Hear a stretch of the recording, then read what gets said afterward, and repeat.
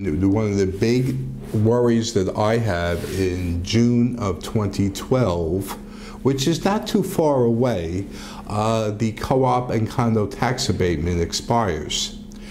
I don't know what fiscal shape that the city and state will be in. If we're in the same state, it could be a scapegoat to try to fill the budget gap in 2012. So people should start planning for that eventuality now and not wait till the last second and all of a sudden they have to raise, carrying charges or maintenance tremendously. So I think that on the long term is one of the things. My big fear is that with all the budget shortfalls that we're now experiencing, both in the city and state level, when the co-op and condo abatement comes up for renewal in 2 years, they won't renew it. And then suddenly, the co-op and condo homeowners who are used to getting a 17.5% refund aren't going to get their 17.5% refund.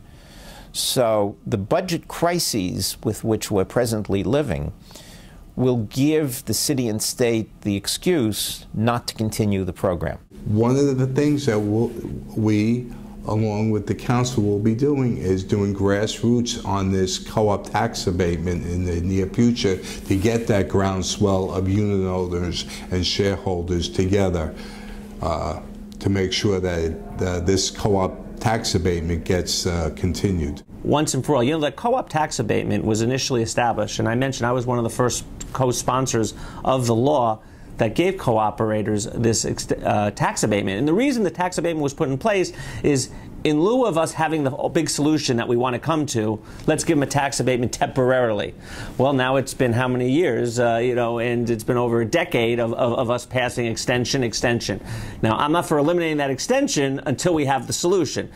But let's get the solution, and that's going to be one of the focuses, I think, of our co-op and condo caucus, is to say, let's get the city to look at the tax, let's look at the tax classes, and start realizing that co-op owners, especially those who live in their co-op, aren't like investors, and they should be treated similarly to single-family homeowners because they really are the same. There are approximately, I would say, maybe a little bit over 1 million voters that live in co-ops and condominiums, and they are a political force.